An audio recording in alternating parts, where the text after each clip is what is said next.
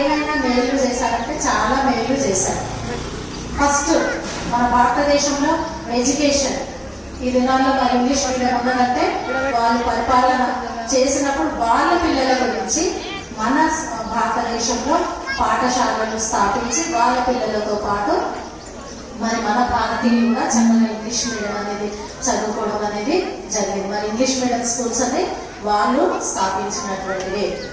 ఆ తర్వాత సతీ సహగమనం మన భారతదేశంలో మరి మీకు తెలుసో లేదో కొంతమందికి సతీ సహగమనం అంటే భర్త చనిపోయాడు అనుకోండి, ముఖ్యంగా మరి అప్పటి దినాలలో మరి ఉయ్యాలలో ఉన్న పిల్లలకు కూడా వివాహం చేసేవాళ్ళు, ముసలి వాళ్ళకు చిన్నపిల్లల నుంచి వివాహం చేసేవాళ్ళు.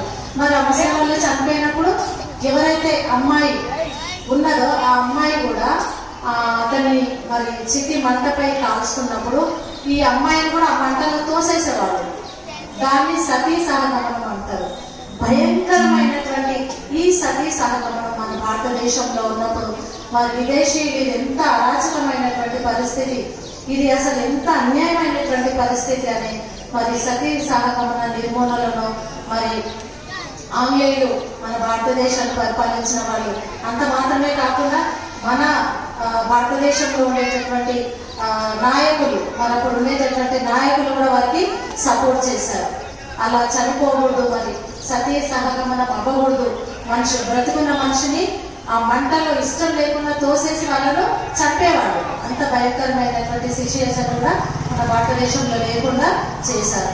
అట్లనే వితంతు వివాహాలు, భర్త చనిపోయినటువంటి స్త్రీ చెప్పాను కదా ఇందాక, పెద్ద వాళ్ళకు పురుషులు పెద్ద ఏజ్ ఉండేవాళ్ళు, అమ్మాయిలు చాలా చిన్న ఏజ్ లో ఉండేవాళ్ళు.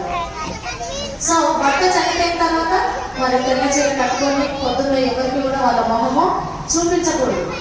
చూపిస్తే అరిష్టం, పోయి ఈ విధవరాలి మొహం చూసామని తిట్టుకునేవాళ్ళు. ఈ దినాల్లో ఎడ్యుకేషన్ బాగా డెవలప్ అయింది కాబట్టి అవన్నీ ఎవరు పట్టించుకోవట్లేదు.